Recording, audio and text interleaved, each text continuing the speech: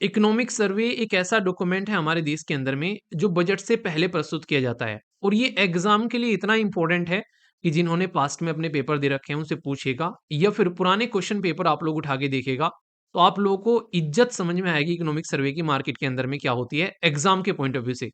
तो आज का जो ये सेशन है ये पूरा डेडिकेटेड रहेगा इकोनॉमिक सर्वे को लेकर। बहुत ही प्यार से मैं पूरा का पूरा ये सेशन आप लोगों के सामने प्रेजेंट करने वाला हूँ। इसमें मैं सारे के सारे चैप्टर जो हैं एक उनका ओवरव्यू दूंगा। यहाँ पर टोटल 13 चैप्टर हैं इकोनॉमिक सर्वे के अंदर में और बड़ी ही शानदार तरीके से पिक्टोरियल फॉर्म में ये पूरा लेक्चर आप लोगों को समझ में आएगा कि कहाँ पर क्या क्या चीजें प्रेजेंट की गई हैं। बहुत ही बेहतरीन तरीके से आप लोगों के सामने यहाँ पर ये पीपीटी है। पर आगे बढ़ने से पहले इसके बारे में मैं आप लोगों को बेसिक इन्फॉर्मेशन बताऊंगा इकोनॉमिक सर्वे के बारे में। ये भाई साहब इकोनॉमिक सर्वे के बारे में हमारे क्या संविधान के अंदर में लिखा हुआ है या फिर इसकी हिस्ट्री क्या है, वो सारी बातें मैं आप लोगों को बताऊंगा। इसके बाद में हम लोग आगे चलेंगे और बेसिक चीजें सारी उन्हें कहते हैं कि बेसिक से एडवांस तक पूरा लेक्चर शानदार तरीके से देखेगा पेशेंस बनाकर। वैसे कौन अब की बार जो है वो एग्जाम देने वाला है और कौन नेक्स्ट ईयर एग्जाम देने वाला है या फिर किस एग्जाम की आप लोग तैयारी कर रहे हैं, तो कमेंट बॉक्स में जरूर बताना। आइए आज का सेशन स्टार्ट करते हैं बिना किसी देरी के। I am Veer, welcome to study lover family. सबसे पहले तो हमारे देश के अंदर में जो इकोनॉमिक सर्वे जो है वो किसके द्वारा प्रस्तुत किया जाता है, तो ये पॉइंट बड़ा इंपॉर्टेंट है। ये है government of India. Finance ministry जो है वो आप लोगों को यहाँ पर इकोनॉमिक सर्वे प्रेजेंट करती हुई नजर आती है। और पर्टिकुलर फाइनेंस मिनिस्ट्री के अंदर में डिपार्टमेंट है जिसको बोलते हैं department of economic affair. Economic division जो कि हमारे देश के अंदर में नॉर्थ ब्लॉक है। खासकर आप लोगों ने ये जब दिल्ली में आप लोग जाते हैं तो ये बिल्डिंग्स वगैरह आप लोगों ने देखी होगी। नहीं देखी है तो आप लोग जब यूपीएससी का इंटरव्यू देने जाओगे तो तब देख लेना आस-पास में वहाँ पर घूमकर, ठीक है? तो इस पर्टिकुलर रीजन के अंदर में पूरा का पूरा ये हमारे देश का जो सिस्टम है इकोनॉमी से रिलेटेड, वो यहाँ पर आप लोगों को देखने को मिलता है। ये जो पर्टिकुलर इकोनॉमिक सर्वे है, ये किसके अंडर में डिजाइन किया जाता है? तो ये है chief economic adviser, ministry of finance के। अब की बार कौन है? इनका आप लोगों ने लेक्चर सुना होगा, इनका स्पीच भी आता है इकोनॉमिक सर्वे को लेकर। आई होप कि आप लोगों ने सुना होगा। इनका नाम है वी अनंथा नागेश्वरन। इनके द्वारा ये अब की बार इकोनॉमिक सर्वे जो है, ये पब्लिक में प्रस्तुत किया गया। पार्लियामेंट के अंदर में तो आप लोगों को पता है कौन प्रस्तुत करता है? नहीं पता है तो अभी बता देंगे। हमारे देश की फाइनेंस मिनिस्ट्री जो है वो इकोनॉमिक सर्वे प्रेजेंट करती है बिफोर द बजट। जैसे मान लीजिए आज इकोनॉमिक सर्वे आ रहा है, कल बजट आएगा। इस तरीके से आप लोगों का यहाँ पर ये पर्टिकुलर पूरा प्रोसीजर चलता है। इकोनॉमिक सर्वे जो है ये एक ऐसा डॉक्यूमेंट है जो कि अभी आप लोग यहाँ पर पढ़ेंगे तो आप लोगों को लिखा हुआ मिलेगा कि भाई 24 और 25, यानी कि हम लोग बैठे तो हैं आज के डेट में 2025 में, पर लेकिन यहाँ पर 24 लिखा हुआ है। तो इकोनॉमिक सर्वे और बजट में ये फर्क होता है कि जो इकोनॉमिक सर्वे होता है वो आप लोग का पास्ट होता है, ठीक है? और जो बजट होता है वो आप लोग का फ्यूचर होता है। तो ये समझो कि इकोनॉमिक सर्वे जो है वो एक्स है जिसके साथ में आप लोग रहते थे या फिर रहती थी, और जो फ्यूचर है वो आप लोग का यहाँ पर आएगा जिसके साथ में आप लोगों की शादी होने वाली है। तो बजट जो है वो शादी है और इकोनॉमिक सर्वे जो है वो आप लोगों का क्या है, लव अफेयर। ऐसे याद रख लेना। यानी कि पूरा पास्ट आप लोगों के सामने है, पूरे पिछले साल में क्या क्या हुआ वो सारे पॉइंट्स आप लोगों के सामने हैं। मार्केट में सब चीजें चल रही हैं, इकोनॉमी डाउन जा रही है, अप जा रही है, गवर्नमेंट ने क्या क्या स्कीम लॉन्च करी है, वो सब का सब इकोनॉमिक सर्वे के अंदर में आता है। पिछले साल की आप बीती तो इकोनॉमिक सर्वे के अंदर में रहती है।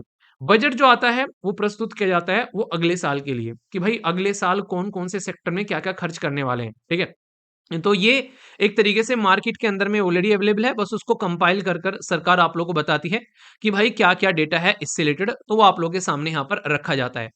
तो सबसे पहले अगर हम लोग इसके बारे में बात करें तो मैंने आप लोगों को बताया कि ये यूनियन बजट से एक दिन पहले आता है। पहले यहाँ पर ऐसा था कि भाई यूनियन बजट के साथ ही आप लोगों को देखने को मिलता था, पर अब यूनियन बजट से पहले आप लोगों के सामने रखा जाता है।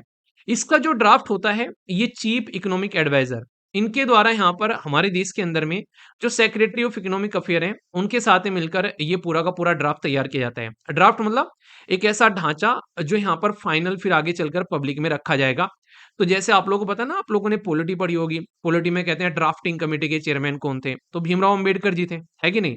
तो उन्होंने पूरा ड्राफ्ट किया था तैयार, वो यहाँ पर संविधान में कहाँ पर क्या क्या लिखा जाना है। तो वो चीजें आप लोग यहाँ पर समझ सकते हैं। तो यहाँ पर ये ड्राफ्ट इनके द्वारा तैयार किया जाता है और जो फाइनल वर्जन रहता है फिर उसको चेक किया जाता है, भाई कोई मिस्टेक तो नहीं होगी, स्पेलिंग कोई गड़बड़ तो नहीं होगी। तो फाइनेंस जो सेक्रेटरी है और फाइनेंस मिनिस्टर जो है यहाँ पर बेसिकली वो उसको यहाँ पर एक क्लैरिटी देखते हैं कि क्या क्या दिक्कत है, कहीं कोई दिक्कत तो नहीं है। और फिर यहाँ पर ये इसके अंदर में ये प्रेजेंट कहता है पार्लियामेंट के अंदर में। सारा का सारा डेटा जो है इसके अंदर में हमारे देश के अंदर में नेशनल स्टेटिकल ऑफिस जो कि एनएसओ है, पहले इसका नाम क्या था, इसके अंदर में दो ऑर्गेनाइजेशन मर्ज कर कर बनाई गई। जो करंट अफेयर की रेगुलर वीडियो आती है उसमें मैंने कई बार आप लोगों को ये बात बताई है। ये डेटा इकट्ठा करता है सारा का सारा, जो कि ministry of statistic and programme implementation के अंदर में आता है।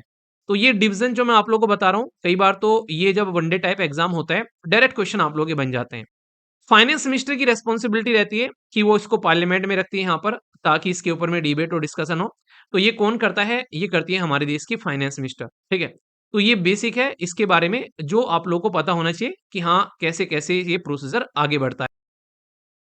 कुछ थोड़ी सी हिस्ट्री समझ लेते हैं इसकी कि पहले इकोनॉमिक सर्वे कैसे प्रेजेंट किया जाता था, हम लोगों ने अब इसके अंदर में क्या चेंज कर दिया, किस तरीके से इसका प्रोसीजर होता है, पार्लियामेंट के एक हाउस में रहता है फिर दोनों हाउस में, तो ये कुछ बेसिक बातें भी आप लोग समझ सकते हैं। सबसे पहले पहला इकोनॉमिक सर्वे हमारे देश के अंदर में कब प्रेजेंट किया गया था, तो ये आप लोगों को याद रखना है।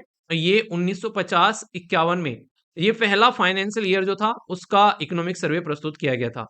पर लेकिन एक इंटरेस्टिंग पॉइंट आप लोग यहाँ पर समझिएगा कि 1964 यानी कि 1964 से पहले हमारे देश के अंदर में बजट के साथ में ही इकोनॉमिक सर्वे को भी प्रेजेंट कर देते थे पार्लियामेंट के अंदर में।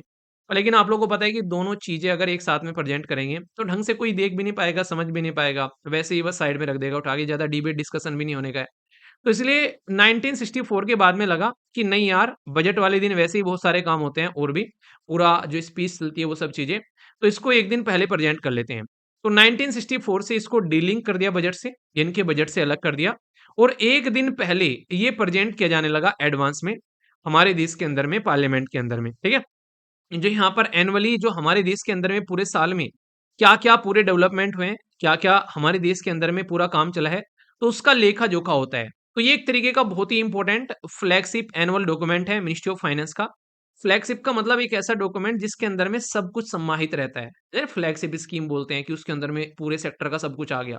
ऐसे ही फ्लैगशिप डॉक्यूमेंट होता है, तो यहाँ पर मिनिस्ट्री ऑफ फाइनेंस का इकोनॉमिक सर्वे, जो कि यहाँ पर एक तरीका रिव्यू रहता है कि पूरे पिछले साल हमारे देश के अंदर में जो 12 महीने रहे, उन 12 महीने में हमारी इकोनॉमी की परफॉर्मेंस कैसी रही। तो उसकी एक समरी रहती है, उसका एक नोट्स रहता है, ये नोट्स फॉर्म में आप लोगों को देखने को मिलता है।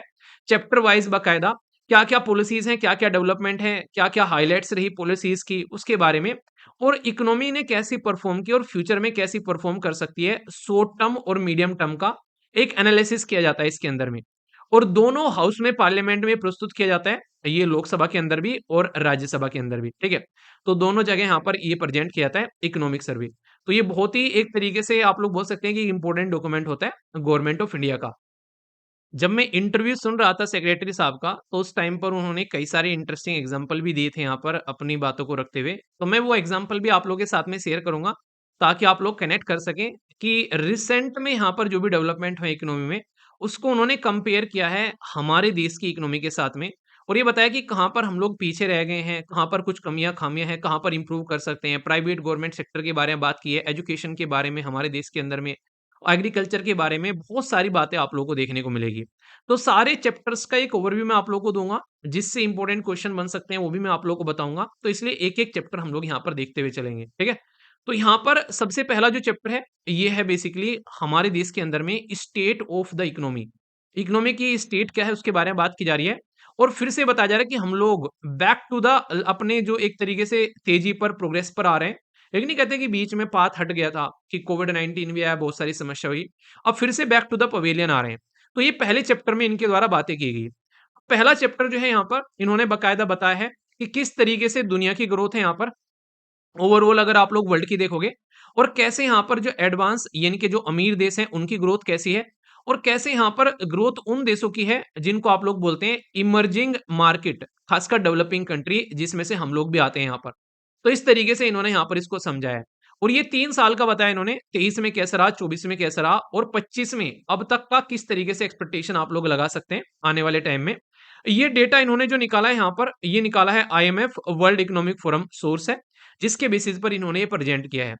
यहाँ पर इस चैप्टर के अंदर में इन्होंने कुछ इंटरेस्टिंग बातें बताई हैं, जैसे कि सबसे पहले तो यहाँ पर इनके द्वारा ये बताया गया कि हमारे देश के अंदर में जो इकोनॉमिक ग्रोथ जो है वो किस तरीके से देखने को मिला, जबकि ग्लोबल लेवल पर अनसर्टेनिटी थी। मतलब क्या है भाई, आप लोगों को पता है फिलहाल के टाइम पर पैलेस्तीन और इसराइल की लड़ाई चल रही है, यूक्रेन और रशिया की लड़ाई चल रही थी, साथ ही साथ में और भी कई जगह कई सारे इश्यूज निकल कर आए थे पास्ट में। अगर देखोगे सीरिया के जो मुखिया हैं वो छोड़कर भागे अपना देश, ठीक है। उससे पहले यहाँ पर सऊदी अरेबिया और यहाँ पर यमन की लड़ाई चल रही थी, और इंटरनेशनल लेवल पर भी कई सारी जगह इस तरीके से सींग अभी लड़ रहे थे लोगों के।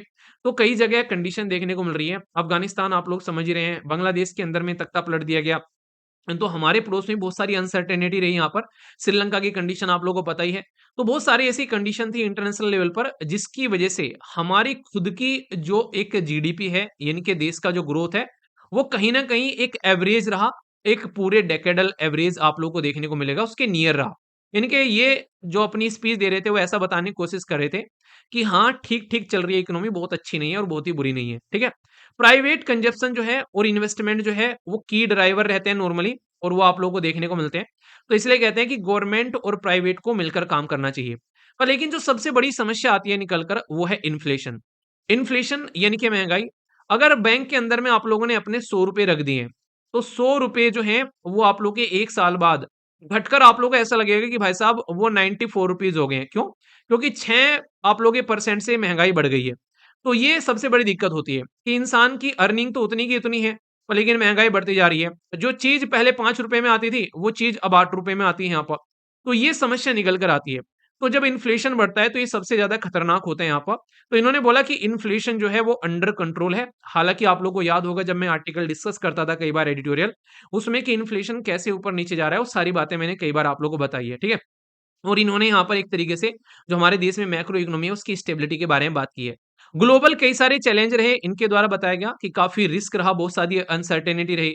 कोविड-19 से गुजरे पहले, कोविड-19 के बाद में फिर रसिया और यूक्रेन की लड़ाई होगी, उसके बाद में सीरिया और पैलेस्तीन वाला मुद्दा आप लोगों को देखने को मिला यहाँ पर। इज़राइल, पैलेस्तीन, सीरिया का मुद्दा देखने को मिला। बहुत सारे ऐसे इश्यूज़ यहाँ पर देखने को मिले। तो मतलब कहने का ये है कि उल्टी-सीधी हरकतें होने के बावजूद भी, पड़ोस में टेंशन होने के बावजूद भी, सब कुछ जो है एक ठीक-ठाक लेवल पर चलता रहा, इनके हिसाब से माने तो। ये यहाँ पर इन्होंने बाकायदा ये ग्राफ प्रेज़ेंट किए गए हैं यहाँ पर। इसमें इन्होंने पीएमआई भी दिखाया। याद है पीएमआई कई बार हम लोगों ने टॉपिक डिस्कस किया है, परचेजिंग मैनेजर इंडेक्स। अच्छा कौन प्रस्तुत करता है बताइए ज़रा? और इसी के साथ में बताइए कि इसमें पॉजिटिव और नेगेटिव कहाँ से काउंट करते हैं? याद आ रहा है आप लोगों को? मैंने बताया था कि इसमें मैन्युफैक्चरिंग और सर्विसेज़ दोनों को लेते हैं, और इसके बेसिस पर हम लोग कंसीडर करते हैं कि कैसे दुनिया की ज़िंदगी जो है वो आगे चल रही है, ठीक है? इसमें 0 से लेके 100 तक लेते हैं और 50 मीडियम रहता है। 50 से ऊपर जाता है तो एक्सपेंड हो रहा है और 50 के नीचे है तो कॉन्ट्रैक्ट हो रहा है। बताया था ना ये सारी चीज़ें?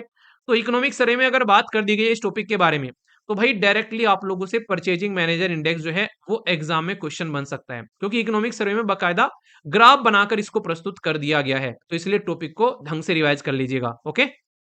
ये भी इन्होंने पिक्चर से समझा दिया कि ग्लोबल लेवल पर कितनी दिक्कतें देखने को मिली। जैसे कि यहाँ पर वर्ल्ड ट्रेड अनसर्टेनिटी बहुत ज़्यादा रही। ये एक तरीके से दुनिया लेवल पर कहीं न कोई लड़ाई चल रही है। तो यहाँ पर अगर देखोगे कंपेयर करके 2013 के कंपेयर में, 23 के कंपेयर में, 24 में काफ़ी ज़्यादा दिक्कतें देखने को मिली। साथ ही साथ में जियोपॉलिटिकल दिक्कत रही यहाँ पर। एक अलग-अलग देश के लीडर को लेकर हम लोग बात करते हैं यहाँ पर। तो ये भी यहाँ पर काफ़ी अच्छे लेवल पर बढ़ती नज़र आई। इसका इम्पैक्ट हमारे देश की जीडीपी पर भी देखने को मिला, ठीक है? जब कोई देश जो है वो ठीक रहेगा, खुश रहेगा, तभी तो दूसरे देश के अंदर में आकर इन्वेस्टमेंट करेगा। तो यहाँ पर ये बहुत बड़ी समस्या देखने को मिली, जो कि इनके द्वारा बहुत ही बखूबी तरीके से बात की गई इसके बारे में। अब चलते हैं दूसरे सेक्टर की ओर, यानी कि दूसरे चैप्टर की ओर। ये है मॉनेटरी और फाइनेंशियल सेक्टर में क्या-क्या डेवलपमेंट हुए।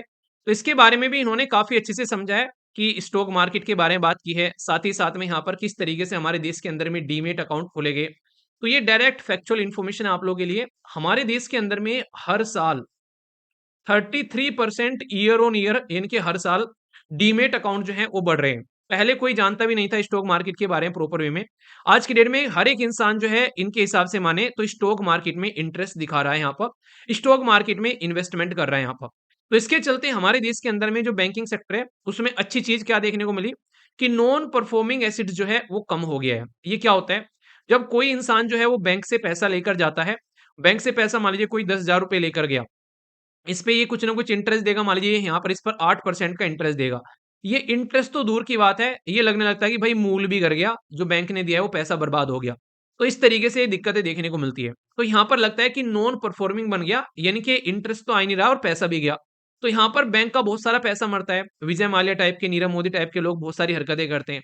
तो अब ये देश के अंदर में बहुत सारे डेवलपमेंट किए गए जिसकी वजह से ये अब हरकतें जो हैं वो कम हो गई यहाँ पर। और इसी के साथ में रोबोस्ट कैपिटल एडुकेसी रेशियो हो गया हमारे देश के अंदर में, जिसका इकोनॉमी के ऊपर में डायरेक्टली पॉजिटिव इंपैक्ट आप लोगों को देखने को मिलता है। इससे हमारे देश के अंदर में जो सपोर्ट आप लोगों को देखने को मिलेगी, ये आप लोग यहाँ पर देखिए। इनके द्वारा दोनों के बारे में बताया कि किस तरीके से हमारे देश के अंदर में नॉन परफॉर्मिंग एसिड जो है, ये याद रख लेना, डायरेक्ट आप लोगों से पूछा जा सकता है जो डेटा इन्होंने दिया। यहाँ पर कि कितना था, यहाँ पर 7.3 था मार्च 2021 में, और सितंबर 2024 में ये 2.6 आ गया घटकर। तो ये पॉजिटिव बात आप लोग यहाँ पर बोल सकते हो, ठीक है। और इसी के साथ में रिटर्न ऑन इन्वेस्टमेंट के बारे में बात करें, प्रोफेबिलिटी के बारे में बात करें, तो ये भी काफी अच्छा देखने को मिल रहा है। पहले के कंपेयर में आज के डेट में अगर इसको आप लोग कंपेयर करोगे तो ये लगभग डबल आप लोगों को यहाँ पर नजर आएगा। तो ये भी एक पॉजिटिव चीज है, आप लोग यहाँ पर बोल सकते हैं, ठीक है। तो मतलब पॉजिटिव साइड में हमारे देश की इकोनॉमी चल रही है अगर इनके हिसाब से माने। बैंक में अगर क्रेडिट की स्टडी करें तो ये भी आप लोगों को देखने को मिलेगा, ईयर ऑन ईयर बैंक जो है वो अच्छे खासे क्रेडिट दे रहे हैं, यानी कि लोग जो है वो बैंक से काफी अच्छे से लोन ले रहे हैं। तो समाज के अंदर में लोन का डिस्ट्रीब्यूशन भी काफी अच्छे लेवल पर देखने को मिल रहा है। उसका भी ग्राफ इन्होंने यहाँ पर प्रेजेंट किया है यहाँ पर। ये जो लेक्चर है ये खासकर अगर आप लोग बैंकिंग की भी तैयारी कर रहे हैं, आरबीआई ग्रेड बी ऑफिसर या फिर नाबार्ड किसी भी ऐसे एग्जाम की तैयारी कर रहे हैं जैसे पीओ एसबीआई खासकर, तो उनके लिए भी एक इंपॉर्टेंट ये इन्फॉर्मेशन हो जाती है। तो इसको अच्छे से अंडरस्टैंड करते हुए चलिएगा। इस स्लाइड से कोई ना कोई क्वेश्चन आप लोगों का बन जाएगा, तो इसको थोड़ा सा आप लोग ध्यान से सुनिएगा। कुछ कुछ बातें हैं इसमें इंपॉर्टेंट, खासकर एक तो यही बात याद रखना कि ईयर ऑन ईयर जो है वो डीमेट अकाउंट यहाँ पर बढ़ गए हैं। डीमेट अकाउंट को मैं फिर से बता दूं, अगर आप लोग को स्टॉक मार्केट के अंदर में आज की डेट में इन्वेस्टमेंट करना है तो आप लोग को अपना अलग से अकाउंट खुलवाना पड़ेगा, जो कि बैंक अकाउंट से अलग होता है। बैंक अकाउंट आप लोग का अलग होता है, डीमेट अकाउंट आप लोग का अलग होता है। तो ये अलग से खुलवाना आप लोग को पड़ता है यहाँ पर। और इस अकाउंट को आप लोग अपने बैंक अकाउंट से कनेक्ट कर कर उसमें डायरेक्ट पैसे ट्रांसफर कर सकते हैं और पैसे ले सकते हैं। यहाँ पर जो पैसा होगा पहले डीमेट अकाउंट में ऐड होगा और फिर आप लोग स्टॉक मार्केट में उसको बेसिकली इन्वेस्ट करते हैं, ताकि उसको प्रॉपर ट्रेस किया जा सके सरकार के द्वारा भी। तो ये डीमेट अकाउंट आप लोगों को देखने को मिलता है। दूसरा, यहाँ पर हमारे देश के अंदर में म्यूचुअल फंड में काफी लार्ज स्केल पर लोगों के द्वारा इन्वेस्ट किया गया। तो ये बताया जा रहा है कि 2.9 करोड़ था, अब बढ़कर यहाँ पर 5.6 करोड़ हो गया म्यूचुअल फंड। और इसमें अगर आप लोग बात करेंगे एसआईपी, यानी कि जो सिस्टेमेटिक इन्वेस्टमेंट नॉर्मली आप लोग बोलते हो, तो यहाँ पर भाई साहब ये भी अच्छे खासे लेवल पर बढ़कर आप लोगों को देखने को मिलेगा। ये 0.23 लाख करोड़ पहुंच गया। आज की डेट में बहुत सारे लोग ऐसे हैं जो कि इस फील्ड में इन्वेस्टमेंट कर रहे हैं। अगर हम लोग यहाँ पर बात करें इकोनॉमिक सर्वे के हिसाब से, हमारे देश के अंदर में जो अगर बात करें प्राइमरी मार्केट के बारे में, तो इसमें भी अच्छा खासा सपोर्ट देखने को मिला।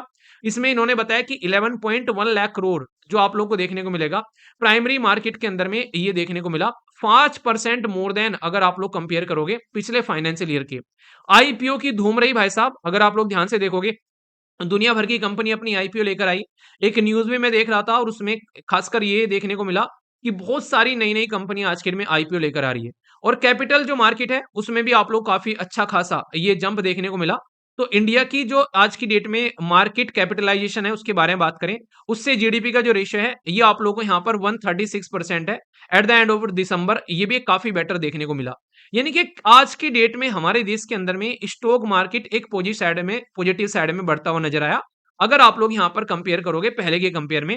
और कोविड 19 में जो डूब गई थी चीजें, वो भी अपने पाथ पर वापस आती हुई यहाँ से नजर आई। एक इंपॉर्टेंट पॉइंट जो आप लोगों को पहले ही पता है, कई बार मैं पहले भी डिस्कस कर चुका हूं कि हमारे देश के अंदर में जो फाइनेंशियल जो इंक्लूजन होता है, मतलब उन लोगों के पास भी बैंक अकाउंट पहुंच गया जिनके पास में बैंक अकाउंट पहले नहीं हुआ करता था। तो गांव वाले एरिया में आज की डेट में काफी लार्ज स्केल पर खासकर जो लोग जो हैं अपना बैंक अकाउंट खुलवा रहे हैं, जनधन एक तरीके से इस्तेमाल कर कर, जनधन खाते आप लोगों ने सुना होगा, जिसके पास में मोबाइल है, जिसके पास में आधार कार्ड है, उन लोगों का आराम से बैंक अकाउंट खुल जा रहे हैं यहाँ पर।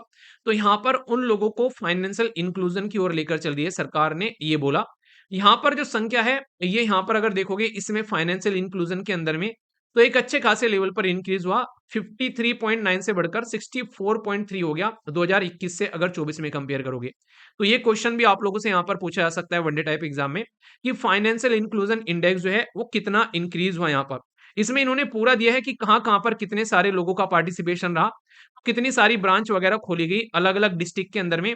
तो ये बताइए स्टेट के अंदर में ऑल ब्रांच, यहाँ पर ग्रामीण बैंक, रूरल ब्रांच, वो सारी कितना डिपॉजिट किया गया पैसा, ये तो काम का है नहीं, पर हाँ ये जरूर याद रख लेना जो ऊपर मैंने बताया अभी, ठीक है, कि भाई साहब फाइनेंशियल इंक्लूजन के बारे में और जो फाइनेंशियल इंक्लूजन इंडेक्स है उसके बारे में क्वेश्चन आप लोगों से बन सकता है। तो ये बेसिक है, इंपॉर्टेंट है, कंफ्यूजन नहीं होना चाहिए।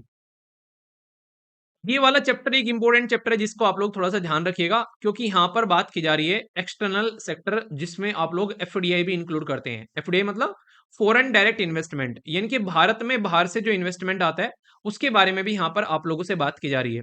इसमें एक इंटरेस्टिंग टॉपिक है बेसिकली जो आप लोगों को पता होना चाहिए, और ये क्वेश्चन भी कई बार पूछ ले आता है कि हमारे देश के अंदर में जो आज की डेट में सेक्टर है, तो उसमें अगर पूछे आप लोगों से कि एफडीआई जो है वो सबसे ज्यादा आप लोगों को कहाँ पर देखने को मिलता है, तो ये क्वेश्चन आप लोग यहाँ पर याद रखना। सबसे ज्यादा एफडीआई हमारे देश के अंदर में मिला पहले नंबर पर, यह है सर्विस सेक्टर के अंदर में, जिसमें फाइनेंशियल और इंश्योरेंस जैसी कैटेगरी है। टोटल जितना भी एफडीआई आया उसका लगभग 20% अकेला आप लोगों को यहीं पर देखने को मिला। दूसरा है कंप्यूटर और सॉफ्टवेयर वाली कैटेगरी में, यहाँ पर जैसे कंप्यूटर सॉफ्टवेयर हार्डवेयर वहां पर देखने को मिला। और तीसरा ट्रेडिंग के अंदर में आप लोगों को काफी लार्ज स्केल पर ये यहाँ पर आता हुआ नजर आया। एनर्जी में यहाँ पर देखने को मिला, इसी के साथ में बाकी और दूसरे एरिया में देखने को मिला। पर लेकिन तीन तो एटलीस्ट याद रखिएगा, सर्विस, कंप्यूटर सॉफ्टवेयर और ट्रेडिंग, इनमें सबसे ज्यादा आप लोगों को यहाँ पर देखने को मिला, और तीसरे नंबर पर एनर्जी। ठीक है, ये बेसिक है। बाकी और भी बहुत सारे यहाँ पर जैसे इलेक्ट्रिसिटी हो गया, ये कुछ और ऑटोमोबाइल वगैरह, तो हल्का सा याद रखिएगा। अब यहाँ पर एक इंपॉर्टेंट पॉइंट मैं आप लोगों को बताना चाहूंगा, वो क्या है, यहाँ पर इस पर्टिकुलर एरिया के अंदर में ये भी बताया गया कि हमारे देश का फॉरेक्स रिजर्व जो है वो आज की डेट में 2024 के एंड में कितना था। तो यहाँ पर 640 बिलियन देखने को मिला। मतलब हमारे देश के अंदर में जो टोटल हम लोगों ने उधारी ले रखी है उसका लगभग 90% आप लोग यहाँ पर इसको समझ सकते हैं। यानी कि हमारे देश के ऊपर में जो आज के डेट में बाहर से उधारी आ रखी है, तो ये समझ सकते हैं कि वो ज्यादा नहीं बची हुई है, हम लोग इसका इस्तेमाल कर कर कंप्लीट अपनी खत्म कर सकते हैं। पर लेकिन उधारी अच्छी होती है कई बार, जैसे कि हमारे देश के अंदर में अगर बाहर से कहीं उधारी ले रहे हैं तो हम लोगों ने बांध बना लिया, रेलवे बना लिया, जैसे जापान की हेल्प से हम लोगों ने मेट्रो बनाई थी। तो ये ऐसा है कि जो डेट यानी कि उधारी होती है वो पॉजिटिव होती है अगर आप लोग उसका अच्छे से इस्तेमाल कर रहे हो। पर लेकिन पता चला आप लोगों ने बाहर से लोन लिया, उसको आप लोगों ने पार्टी में उड़ा दिया, तो वो गलत होता है। ठीक है, तो ये पॉजिटिव रहता है जब आप लोग डेवलपमेंट करते हो और साथ ही साथ में एम्प्लॉयमेंट यानी कि जॉब भी जनरेट करते हो। इसी के साथ में यहाँ पर ट्रेड डेफिसिट के बारे में बात की जा रही है, वो बढ़ गया हमारे देश के अंदर में। रीजन क्या है, हमारे देश के अंदर में बहुत सारी चीजें हम लोग इंपोर्ट करते हैं, तो इसके बारे में भी इन्होंने बताया यहाँ पर कि भाई साहब कितना हम लोगों ने एक्सपोर्ट किया ये बहुत ही कम था, कितना हम लोगों ने इंपोर्ट किया बहुत ही ज्यादा था। इसी के साथ में नॉन पेट्रोलियम और पेट्रोलियम कैटेगरी में भी आप लोग जाओगे तो इसके बारे में भी इन्होंने यहाँ पर बताया कि क्या क्या हम लोग खरीद रहे हैं, सोना कितना खरीद रहे हैं, वो सारी चीजें। तो इसमें भी काफी बड़ी दिक्कत होती है हमारे देश के अंदर में, क्योंकि जब हम लोग ऐसा सामान खरीद कर लेकर आते हैं जिस सामान को हम लोग बेसिकली यूज नहीं करते हैं, वो पड़ा पड़ा रहता है, तो इकोनॉमी में कुछ अच्छी पॉइंट नहीं होते हैं। ठीक है, तो इसकी वजह से दिक्कतें निकल कर आती है। जैसे नहीं, घर में लाकर सोना रख लिया, भाई वो कोई यूज थोड़ी ना हो रहा है इकोनॉमी के अंदर में, लेकिन हम लोग खरीद कर तो बाहर से लेकर आए सोना। अब पैसे तो हम लोगों ने पेमेंट कर दिए, तो वो हम यूज नहीं कर रहे हैं, बस ऐसे ही घर में रख लिया, तो उसका कोई मतलब नहीं होता है, उसका इकोनॉमी के ऊपर में बहुत ही नेगेटिव इंपैक्ट पड़ता है। ठीक है, सर्विस सेक्टर जो है वो काफी अच्छा रहा है यहाँ पर। इसके बारे में अगर बात करें, सर्विस का देखो, सामान तो हम लोगों ने ज्यादा इंपोर्ट किया है, अगर आप लोग ढंग से देखोगे हम लोग यहाँ पर इंपोर्ट कर रहे हैं जबकि एक्सपोर्ट कम कर रहे हैं। जबकि सर्विस सेक्टर की कैटेगरी में हम लोग क्या कर रहे हैं, हम लोग ज्यादा एक्सपोर्ट कर रहे हैं, जबकि इंपोर्ट जो है वो काफी कम कर रहे हैं।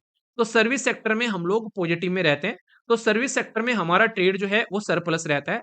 और अगर आप लोग यहाँ पर बात करोगे तो हम लोग ट्रेड में हमेशा डेफिशिट देखने को मिलेंगे। ट्रेड सरप्लस का मतलब क्या होता है, जब हम लोग इंपोर्ट जो है वो कम करते हैं और एक्सपोर्ट जो है वो ज्यादा करते हैं, तो ये हमारे लिए पॉजिटिव होता है। क्योंकि जब हम लोग एक्सपोर्ट कर रहे हैं तो इसका मतलब हम लोगों ने कोई ना कोई प्रोडक्ट देश के अंदर में बनाया होगा, वो किसी ने किसी कंपनी ने बनाया होगा, उस कंपनी ने किसी को जॉब भी दी होगी, उस कंपनी ने टैक्स भी पे किया होगा, तो वो पॉजिटिव डायरेक्शन में जाता है। जैसे चाइना इसलिए तो आगे बढ़ता है, क्या हम लोग ऐसा काम कर रहे हैं हमारे देश के अंदर में कंपनी आए और वहां पर प्रोडक्ट बनाए? जी हाँ, बहुत सारे ऐसे स्टेप हम लोगों ने उठाए पास्ट में। जैसे यहाँ पर ease of doing business initiative के बारे में बात करो, सरकार के द्वारा बहुत सारे ऐसे इनिशिएटिव लिए गए जिसमें लॉजिस्टिक को लेकर काम किया गया। सामान को एक जगह से दूसरी जगह पर लाने और ले जाने का जो खर्चा है वो हमारे देश में आज भी बहुत ज्यादा है। यानी कि आप लोग ये मानो, अगर आप लोग कोई सामान एक जगह से दूसरी जगह पर ले जा रहे हैं, हमारे देश के अंदर में जीडीपी का लगभग 14% आज भी खर्च होता है सामान को लाने ले जाने में, जिसकी वजह से प्रोडक्ट महंगा हो जाता है। जबकि अमीर कंट्री में ये लगभग 8% के करीब है। तो हमारा टारगेट भी है, इसीलिए हम लोग इंटरलिंकिंग वाटर प्रोजेक्ट बना रहे हैं, हम लोग आज के डेट में पोर्ट डेवलप कर रहे हैं, हम लोग हाईवेज डेवलप कर रहे हैं। इसकी वजह से उड़ान स्कीम चल रही है, उसके थ्रू भी हम लोग बहुत कुछ कर रहे हैं। तो ये सारे के सारे क्या है, ये ईज ऑफ डूइंग बिजनेस है, ताकि हम लोग अपने एक्सपोर्ट को आसानी से लेकर चल सकें। पॉलिसी में सरकार काफी अच्छे से कनेक्टिविटी बना रही है यहाँ पर, बहुत सारे लेवल पर यहाँ पर जो पेपरलेस काम किया जा रहा है, इवन ई बैंकिंग आप लोगों को देखने को मिल रही है। ट्रेड को कनेक्ट किया जा रहा है अलग-अलग ई प्लेटफ़ॉर्म से और भी कई सारे जो है सिस्टम मोबाइल एप्लीकेशन वगैरह यूज़ किए जा रहे हैं ताकि इस चीज़ को अंडरस्टैंड किया जा सके और अच्छे से इसको आगे लेकर हम लोग चल सकें। तो ये काफ़ी इम्पोर्टेंट है यहाँ पर। बाकी ये मैंने आप लोगों को बता दिया कि एफडीआई का जो इन्फ्लो है हमारे देश के अंदर में, यहाँ पर ये काफ़ी अच्छा आप लोगों को देखने को मिल रहा है, ठीक है? और बाकी जो आप लोगों को देखने को मिलेगा, ये रिपैट्रिएशन ये आप लोगों को यहाँ पर इस लेवल पर आप लोगों को नज़र आएगा, ठीक है? तो दोनों समझ सकते हैं पर लेकिन एफडीआई का जो इन्फ्लो है, उसको लेकर आप लोगों के मन में कोई डाउट नहीं होना चाहिए। अच्छा, इन्होंने फोकस दिया कि सॉफ्टवेयर इंडस्ट्री जो है वो लगभग 14.1% एफडीआई लेकर आई, जबकि सॉफ्टवेयर से ज्यादा हमारे सर्विस सेक्टर में आया। तो ये चीज आप लोग ध्यान रखना। सर्विस सेक्टर का जो एक्सपोर्ट है यहाँ पर वो आप लोगों को अच्छा खासा देखने को मिला, वो नहीं बचाने वाला था एक तरीके से डूबती हुई नैया को। तो ये पॉइंट आप लोग यहाँ पर समझ सकते हैं। इसी की वजह से अच्छा खासा एफडीआई देखने को मिला। बाकी देश के अंदर में जो पैसा आया बाहर से, जो रेमिटेंस वगैरह उसके थ्रू चीजें आई बहुत सारी, तो इसमें भी आप लोग को अच्छा खासा सपोर्ट देखने को मिला। तो ये एक पॉजिटिव एंगल इकोनॉमी के लिए आप लोग यहाँ पर बोल सकते हैं, ठीक है? तो यहाँ पर ये है फॉरेक्स रिजर्व कितना कितना है हमारे देश के अंदर में। ये एक तरीके का आप लोग बोल सकते हैं गुल्लक है हमारे देश की, इसमें हमारे देश का पैसा रखा हुआ है। अगर इमरजेंसी में हम लोग को रिक्वायरमेंट पड़े तो हम लोग इसका इस्तेमाल कर सकते हैं। नहीं, 1990s में एलपीजी रिफॉर्म लेकर आए गए थे, उस टाइम पर हमारा फॉरेक्स रिजर्व खत्म हो गया था। पर फिलहाल के टाइम पर ये फॉरेक्स रिजर्व आप लोग को 640 देखने को मिलेगा। तो ये काफी पॉजिटिव है। पर लेकिन इंपोर्ट हम लोग को कम करना पड़ेगा वरना ये घटना स्टार्ट हो जाता है। एक बार ऑल टाइम हाई पे चला गया था सितंबर 2024 में, पर लेकिन फिलहाल के टाइम पर हम लोग को काफी कुछ इंपोर्ट करना पड़ रहा है, उसकी वजह से नीचे चला गया। तो फिलहाल जो है 640 जो है यहाँ पर इकोनॉमिक सर्वे के हिसाब से यहाँ पर प्रेजेंट किया गया है, ठीक है?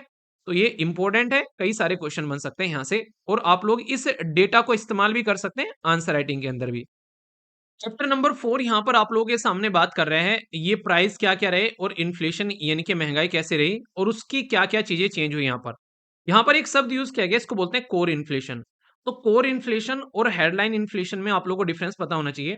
कोर इन्फ्लेशन होता है उन आइटम को यहाँ पर चेक करना जिनका प्राइस जो है वो ज़्यादा चेंज नहीं होता है। तो मतलब कहने का ये है जैसे कि फूड हो गया या फिर फूड आइटम हो गए या फिर जैसे कि एनर्जी, डीज़ल, पेट्रोल हो गए, ये काफ़ी वोलेटाइल हैं, इनके चेंज होते रहते हैं। तो इनको हटाकर जो भी आइटम बच जाते हैं बास्केट के अंदर में, उनका इन्फ्लेशन चेक करना इसको कोर इन्फ्लेशन कहते हैं। पर जो हेडलाइन होता है उसमें सब कुछ हम लोग चेक कर लेते हैं। सब कुछ जो भी मार्केट के अंदर में है उसमें इंक्लूड हो जाता है। तो कोर इन्फ्लेशन डिक्लाइन हुआ है, जबकि फूड इन्फ्लेशन जो है वो वोलेटाइल रहा, कभी यहाँ पर ज़्यादा बढ़ गया, कभी कम, उस तरीके की चीज़ें देखने को मिली। कभी टमाटर के भाव ज़्यादा तो कभी प्याज के। गवर्नमेंट ने इंटरवीन किया कई बार क्योंकि कई सारे लोग क्या करते हैं जानबूझ के प्राइस बढ़ा देते हैं। मार्केट में उतारते नहीं है, प्याज जो है मार्केट में बेसिकली गोदाम के अंदर में रख ली, तो गवर्नमेंट को कई सारी स्टेप उठाने पड़ते हैं। जैसे देश के अंदर में अगर चीनी की कमी हो गई फिर भी हम लोग एक्सपोर्ट कर रहे हैं क्योंकि बाहर प्राइस अच्छा मिल रहा है। तो गवर्नमेंट उस पर रिस्ट्रिक्शन लगा देती है ताकि देश के अंदर में आप लोग सपोर्ट प्रोवाइड करा सको। तो कई बार गवर्नमेंट का जो इंटरवीन है वो काफ़ी इंपॉर्टेंट हो जाता है यहाँ पर। पर लेकिन कई बार कंडीशन खराब होती है कि किसी एरिया में मान लीजिए आज के डेट में टमाटर उगाते हैं, उस एरिया में बाढ़ आ गई, सारे टमाटर खराब हो गए, तो वेजिटेबल जो है वो बहुत ही जल्दी ऊपर-नीचे प्राइस होता हुआ नज़र आता है। तो इसलिए अगर हमारे पास में स्टॉक है, तो हम लोग वहाँ से इस्तेमाल कर लेते हैं। तो इसके लिए बात भी करते हैं कि हम लोग को जो एक चेन है वो बना के रखनी चाहिए।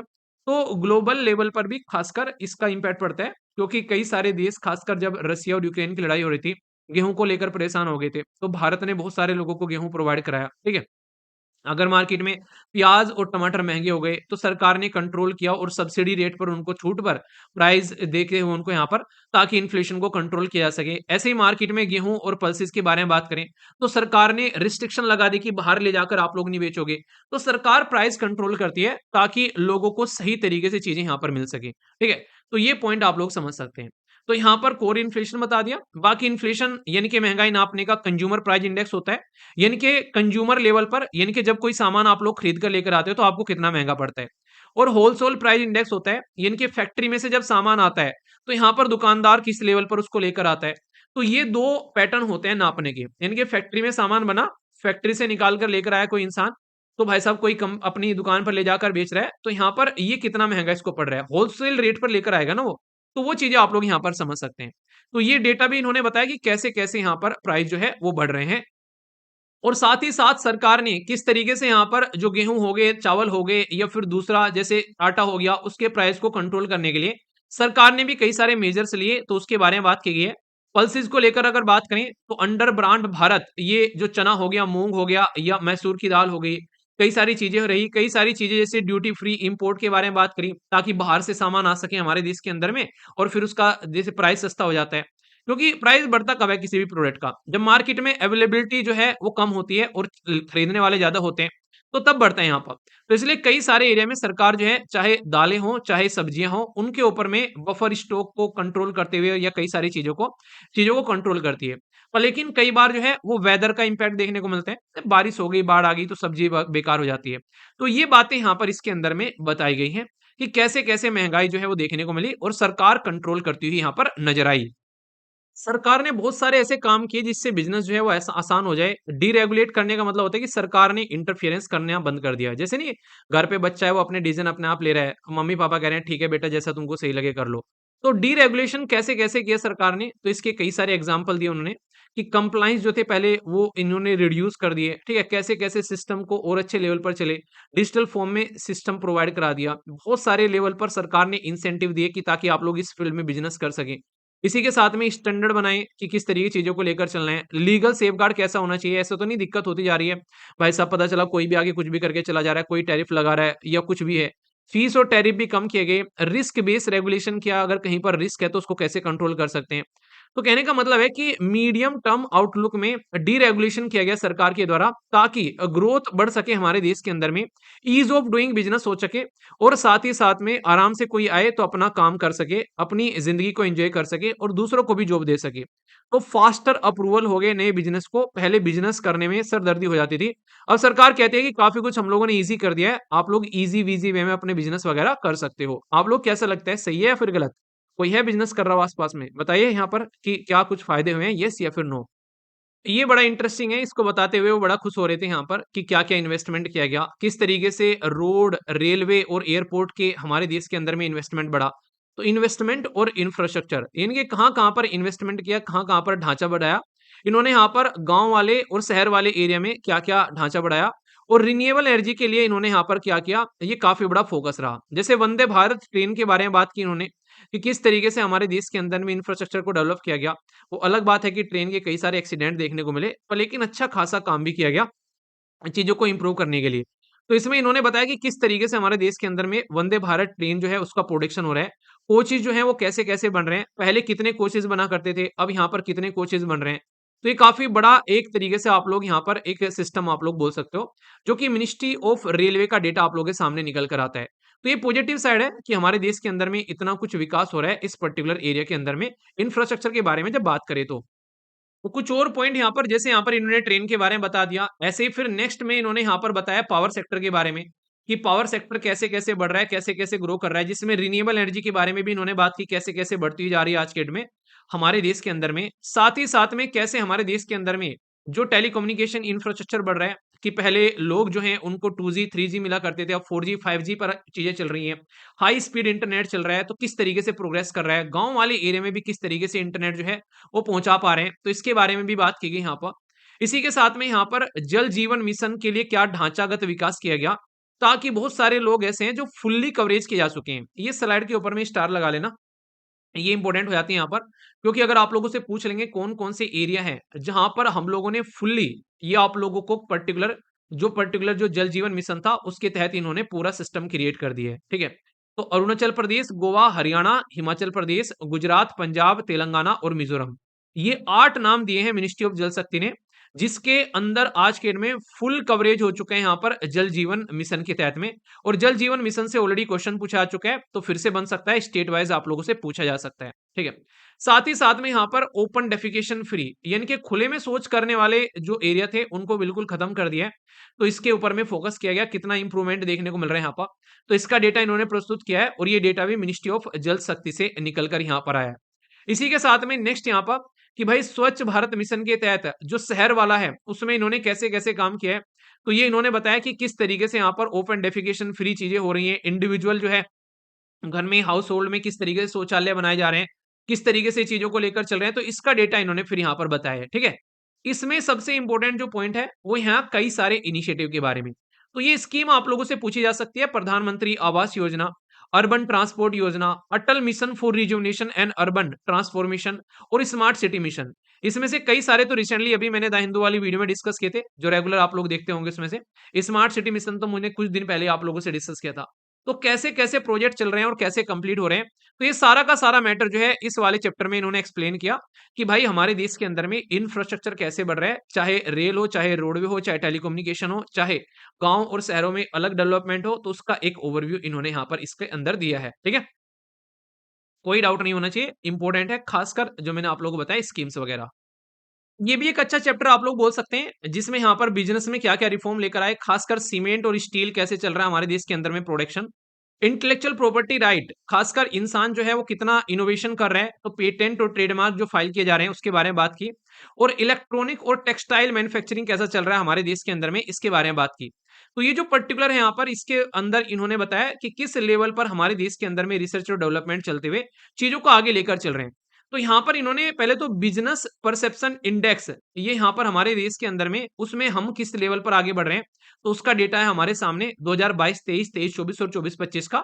साथ ही साथ में यहाँ पर फिर बताया कि सीमेंट को लेकर अभी जो प्रोडक्शन है वो कैसा चल रहा है, उसके बारे में इन्होंने आइडिया दिया। फिर यहाँ पर बताया कि स्टील का प्रोडक्शन और हमारे देश के अंदर में कैसा चल रहा है।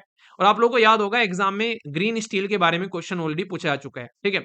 हम लोग कपड़ा वगैरह कितना एक्सपोर्ट कर रहे हैं उसके बारे में डेटा इन्होंने बताया, बढ़ रहा है अच्छा खासा।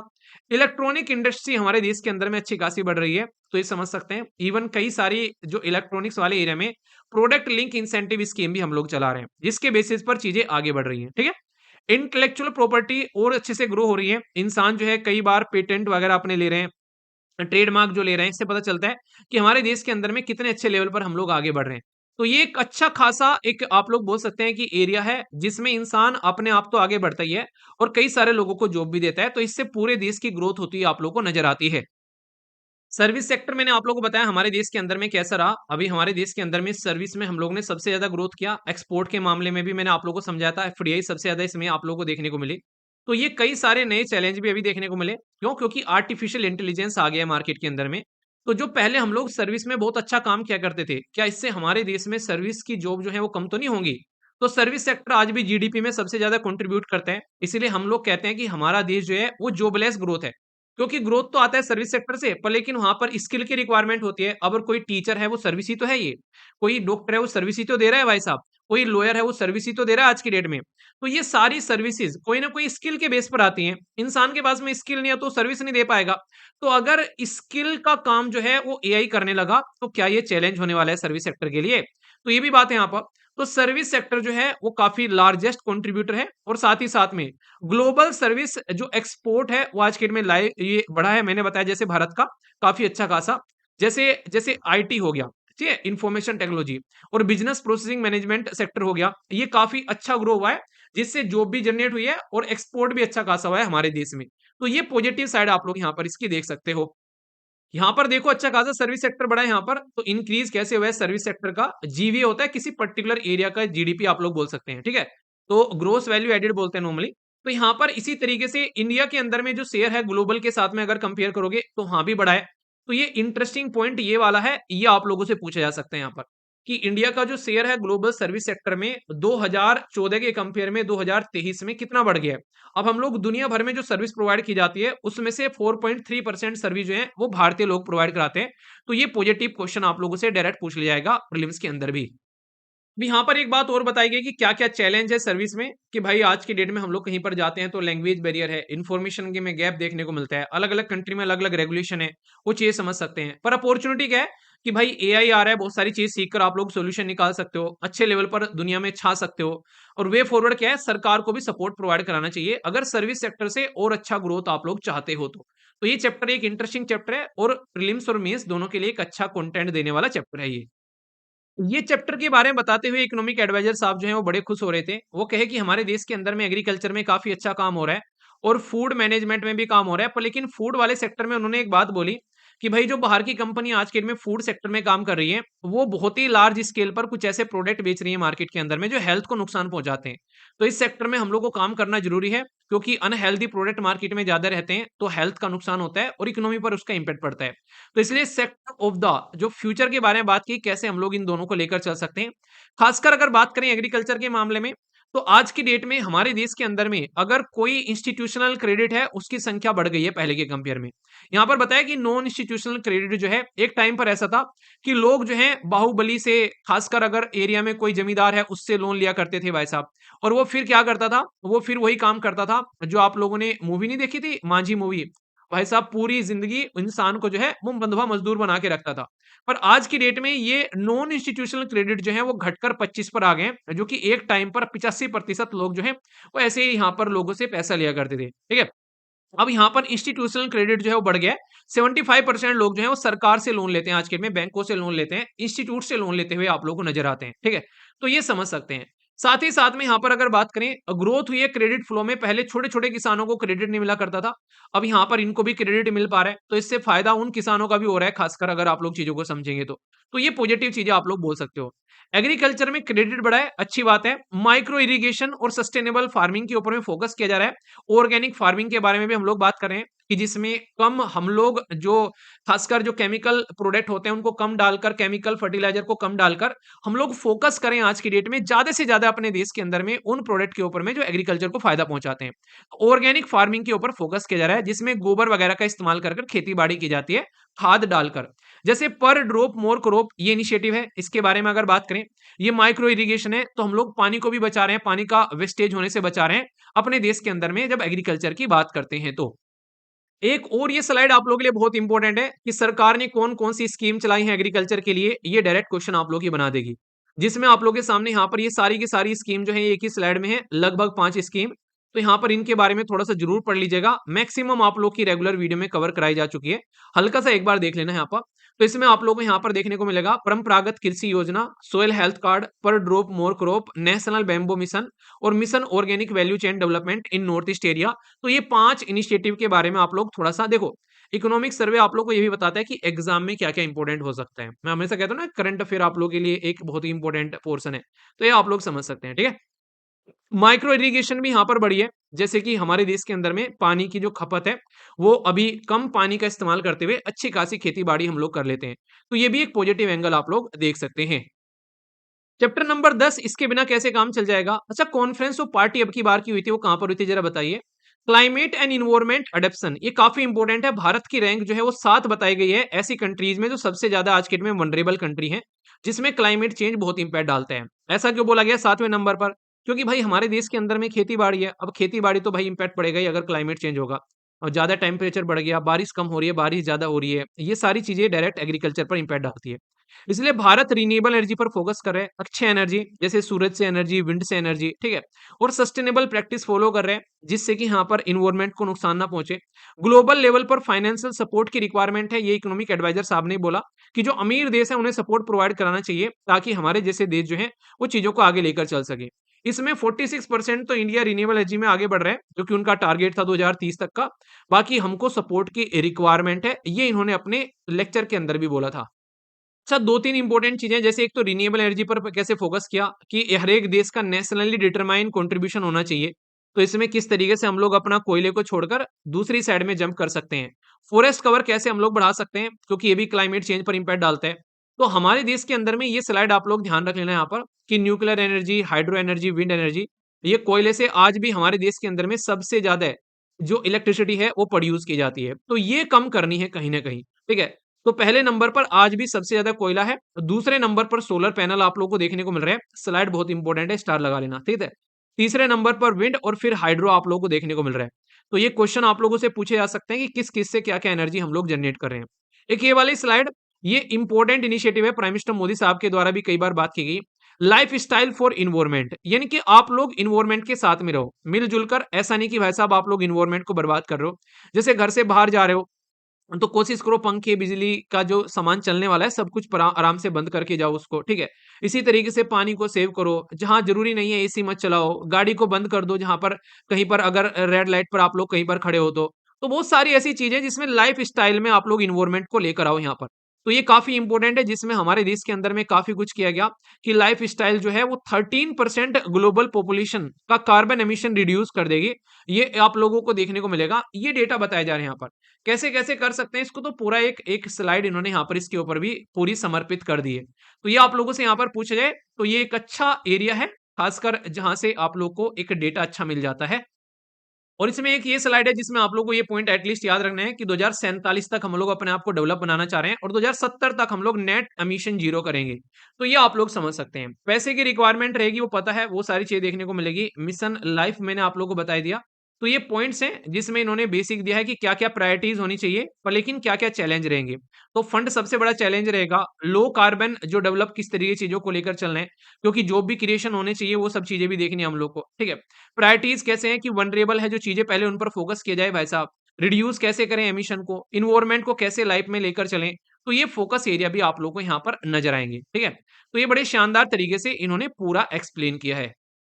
यहाँ पर इन्होंने बड़ा इंटरेस्टिंग काम किया है। अभी कुछ दिनों पहले आप लोगों को याद होगा मैंने आर्टिकल डिस्कस किया था कि सरकार जो है वो बजट में काफ़ी कम पैसा खर्चा कर रही है, ठीक है? खासकर अगर बात करें सोशल सेक्टर में, जैसे एजुकेशन हो गया, हेल्थ हो गया, उसमें सरकार काफ़ी कम खर्चा कर रही है। इन्होंने क्या स्मार्ट प्ले करा है यहाँ पर, सोशल सेक्टर एक्सपेंडिचर में इकोनॉमिक सर्वे के अंदर में अपना स्टेट का मिक्स करके लिख दिया क्योंकि स्टेट तो खर्च कर ही रहे हैं। तो इनका इंक्रीमेंट यहाँ पर दिख गया इससे, इसको कहते हैं स्मार्ट मूव करना, ठीक है? तो इन्होंने दिखा दिया कि भाई कितना अच्छे से हम लोग खर्चा कर रहे हैं यहाँ पर, स्टेट का भी इसके अंदर में मिक्स कर कर, ठीक है? तो सोशल सेक्टर में किस तरीके से चीज़ों को एक्सटेंड किया जा रहा है और कैसे एम्पावर कर सकते हैं। तो यहाँ पर जो गवर्नमेंट की स्पेंडिंग है, एजुकेशन पर, हेल्थ पर और सोशल सिक्योरिटी पर, उसके बारे में इन्होंने बात की। और आप लोगों को याद होगा, मैंने आप लोगों से अभी डिस्कस किया था, हमारे देश के अंदर में एसर एक रिपोर्ट प्रस्तुत की जाती है, ये प्रथम एनजीओ के द्वारा एजुकेशन के बारे में। तो उसका भी ज़िक्र इन्होंने अपनी स्पीच के अंदर में किया था, कि भाई एजुकेशन में सरकारी जो स्कूल हैं उनमें किस तरीके से चीज़ें इंप्रूव हुई हैं। ये अभी मैंने आप लोगों से एडिटोरियल पूरा डिस्कस किया था, उस एडिटोरियल का ज़िक्र कर डाला इन्होंने अपनी स्पीच के अंदर में, कि भाई हमारे देश के अंदर में हम लोग अच्छा काम कर रहे हैं। गाँव में आज के डेट में हम लोग पानी अच्छे से सप्लाई करवा पा रहे हैं। स्कूल का इंफ्रास्ट्रक्चर भी इंप्रूवमेंट हुआ है। मैंने बोला था ना कि उस आर्टिकल के अंदर में आप लोगों को याद होगा अगर आप लोग रेगुलर वीडियो सुनते हैं। तो 15.3 करोड़ हाउस होल्ड जो है आज के डेट में वो पानी टैप वाटर आप लोग यहाँ पर देख पा रहे हैं। तो इसमें ये वाली स्लाइड बड़ी इंपॉर्टेंट है कि भाई साहब क्या-क्या इन्होंने इंप्रूव किया है। Girls toilets, boys toilets, hand wash वाली ये सारी चीज़ें। याद आ रहा है वो पूरा का पूरा आर्टिकल ही एडिटोरियल यहाँ पर आ गया आप लोगों के सामने। जिसमें वो कंपेयर किया था कि कंप्यूटर कितने हैं गवर्नमेंट स्कूल में, प्राइवेट स्कूल में, शहरों में और गाँव में, लाइब्रेरी, इंटरनेट की फैसिलिटी। तो वो डेटा इन्होंने यहाँ पर पूरा का पूरा रख दिया है आप लोगों के सामने, ठीक है? और सरकार जो है वो क्या-क्या इनिशिएटिव चला रही है, तो बहुत सारे इनिशिएटिव भी यहाँ पर इन्होंने लगाए हैं, जिसमें इन्होंने बताया कि हम लोग कैसे जो लिटरेसी को बढ़ा रहे हैं, कैसे सोसाइटी में हम लोग इमोशनल लर्निंग को बढ़ा रहे हैं, कैसे हम लोग लाइफ स्किल सिखा रहे हैं, तो इसके जो इनिशिएटिव हैं, ये भी इन्होंने यहाँ पर बताए हैं।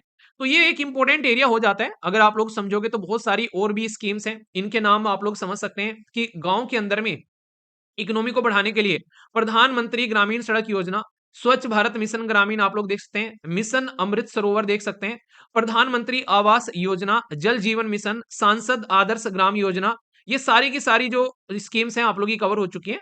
नेशनल हेल्थ मिशन ये कहीं न कहीं रेगुलर जो वीडियो आती है, जो करंट अफेयर की उसमें सारी आप लोग की कवर होती है, आप लोगों को नज़र आती है, ठीक है? साथ ही साथ में अफोर्डेबल हेल्थ के बारे में बात करें तो इम्यूनाइजेशन प्रोग्राम जिसमें जन औषधि केंद्र ये बना रहे हैं, उसके बारे में बात की जा रही है।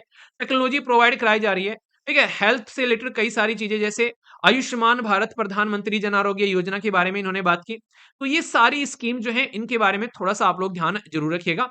एक एप्लीकेशन इनके द्वारा बनाया गया था कोविड-19 के टाइम पर आप लोगों को याद होगा। सबको वैक्सीन के डोज़ देने के लिए जिसको यूविन करके नाम इन्होंने रखा था, ठीक है? तो ये पॉइंट आप लोग समझ सकते हैं। ई-संजीवनी के बारे में तो ऑलरेडी एग्ज़ाम में आप लोगों से क्वेश्चन भी पूछा जा चुका है। तो ये पॉइंट्स हैं जो आप लोग यहाँ पर समझिएगा, ठीक है? तो ये बातें इनके द्वारा बताई गई इस पर्टिकुलर चैप्टर के अंदर में कि कैसे-कैसे चीज़ों को लेकर चल रहे हैं, ठीक है? आगे चले तो इन्होंने बताया कि एम्प्लॉयमेंट के बारे में, हालाँकि ये सुनते-सुनते मुझे थोड़ी-सी हँसी छूट रही थी, ठीक है ना? कि ये थोड़ा-सा सोच रहे थे कि ठेकरा जो है कहीं न कहीं प्राइवेट सेक्टर के ऊपर भी फोड़ दिया जाए। तो यहाँ पर क्योंकि प्राइवेट सेक्टर आज के डेट में जॉब कम दे रहे हैं, तो उसके चक्कर में भी इन्होंने बातें की क्योंकि सरकार आज के डेट में जॉब ज़्यादा निकाल नहीं रही है, पर फिर भी कह रहे हैं कि हम लोगों ने काफ़ी कुछ किया है। फीमेल लेबर फोर्स पार्टिसिपेशन बढ़ा है हमारे देश के अंदर में, स्ट्रॉन्ग फोकस गया है डिजिटल स्किल के ऊपर में यहाँ पर और वर्क फोर्स जो है वो बढ़ी है और गिग इकोनॉमी जैसे आज की डेट में आप लोग ओला, उबर जैसे जो ज़ोमैटो, स्विगी ये आज की डेट में अमेज़न डिलीवरी, फ्लिपकार्ट ये सब इससे बारे में इन्होंने बोला कि गिग वर्कर लगभग 2.3 करोड़ 2029-30 तक होने वाले हैं। तो ये एक नई एम्प्लॉयमेंट अपॉर्च्युनिटी है। मतलब सोचो आप लोग यहाँ पर ये थोड़ा-सा मुझे लगता है कहीं न कहीं कि जहाँ पर इनको ये दिख रहा है कि तुम कुछ बता नहीं पा रहे हो, तो वहाँ पर ऐसी-ऐसी चीज़ें ढूँढ कर चिपका दे रहे हैं, जिससे लोगों को लगे कि हाँ, कुछ अच्छा हो रहा है। ठीक है? तो ये चीज़ें यहाँ पर कहीं न कहीं आप लोग बोल सकते हो कैसे-कैसे फीमेल लेबर का पार्टिसिपेशन बढ़ा है यहाँ पर, वो यहाँ पर बताया जा रहा है। तो कुछ स्कीम है यहाँ पर, जैसे स्किल डेवलपमेंट हो गया, ठीक है, मार्केटिंग सपोर्ट हो गया, सपोर्ट टू द वुमेन जो हो गया उसके लिए क्या-क्या चला रखा है, कैसे उनको क्रेडिट का एक्सेस मिल जाता है ताकि वो बिज़नेस कर सकें। तो ये पॉइंट आप लोगों के सामने है, कैसे डिजिटल इकोनॉमी में जॉब को क्रिएट किया जा रहा है और कैसे ग्रीन वर्कफोर्स क्रिएट की जा रही है आज के डेट में, ताकि जो सोलर एनर्जी, विंड एनर्जी उसमें भी बहुत सारे लोगों को जॉब मिल रही है ना। कुछ पॉजिटिव एरिया है जो यहाँ पर ज़िक्र किया गया है, पर कुछ पर काम करने की ज़रूरत है, कई स्किल डेवलप करने की ज़रूरत है। वुमेन के पार्टिसिपेशन के लिए इनके द्वारा जो स्कीम चला रखे हैं, तो वो एक तरीके से कहीं न कहीं चेंज लेकर आ रही हैं ग्राउंड लेवल पर, तो इसके बारे में ज़िक्र किया गया है। इंटरनेशनल मोबिलिटी के बारे में बात की जा रही है, जैसे हमारे देश के अंदर में आज के डेट में आप लोग देखोगे, कई सारे स्किल के इनिशिएटिव स्टार्ट किए जा रहे हैं। इंडस्ट्री का पार्टिसिपेशन भी ये बढ़ाने की कोशिश कर रहे हैं। नई एजिस फ्यूचर स्किल के बारे में बात की जा रही है और डिजिटल इंफ्रास्ट्रक्चर क्रिएट कर रहे हैं, ताकि इन चीज़ों को और ज़्यादा बढ़ाया जा सके। तो ये पॉइंट भी इन्होंने यहाँ पर इंक्लूड किए हैं इस पर्टिकुलर चैप्टर के अंदर में, ठीक है? तो देश में कैसे-कैसे पार्टिसिपेशन बढ़ रहा है, क्या-क्या है? तो ये कुछ बेसिक पॉइंट हैं, जो आप लोग यहाँ पर समझ सकते हैं, ओके? ये एक ऐसा चैप्टर है जिसको इन्होंने बोला क्राइसिस का नाम दिया, या तो ये क्राइसिस है या फिर ये कैटलिस्ट है। मतलब एआई का जो इस्तेमाल है उसको अभी लोग समझ नहीं पा रहे हैं कि भाई एआई जो है वो यहाँ पर आज की डेट में वरदान है या फिर अभिशाप है। क्योंकि हो सकता है कि इससे भी ऐसा ही काम हो जाए दुनिया में जैसे कंप्यूटर से हो गया, पर लेकिन ऐसा हो सकता है कि सब कुछ बर्बाद करके रख दे।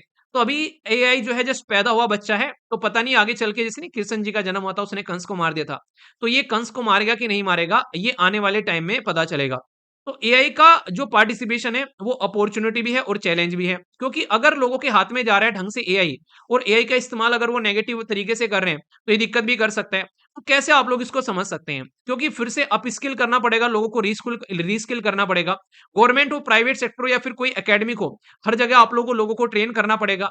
अब तक तो हम लोगों को पुराने ढर्रे पर एजुकेशन अपनी दे रहे हैं, फिर से अब यहाँ पर एआई आ गया, अब कैसे एआई के साथ में मैच करोगे? तो ये बड़ी दिक्कत वाली बात होगी। बहुत सारी जॉब भी खाएगा अगर अपने आप को लोग आगे लेकर नहीं चल रहे हैं।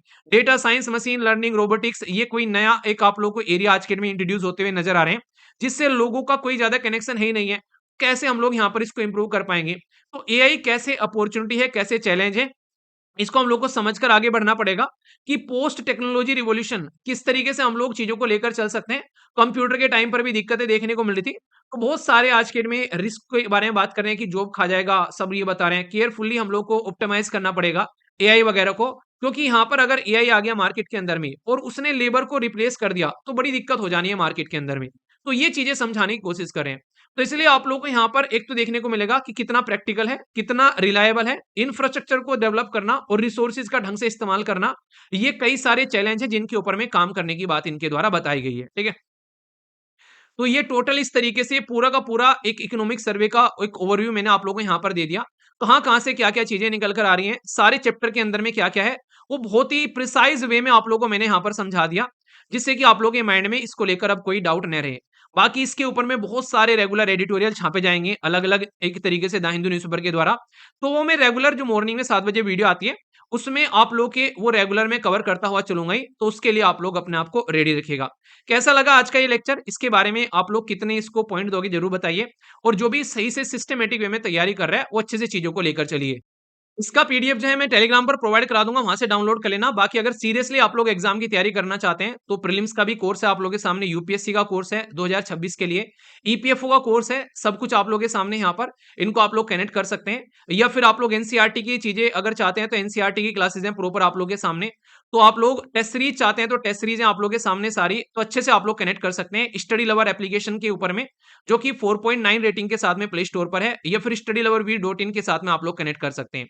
फीडबैक जरूर देना कैसा लगा आज का लेक्चर, और ये पीडीएफ आप लोगों को टेलीग्राम पर मिल जाएगी, जाकर वहां से आप लोग डाउनलोड कर लेना, कोई भी दिक्कत आप लोगों को देखने को नहीं मिलेगी।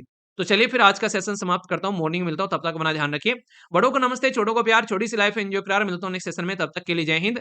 मौज लो, रोज लो, नहीं मिले तो खोज लो, लाइफ को एंजॉय करो और आगे बढ़ते रहो। Love you all, take care, Jai Hind.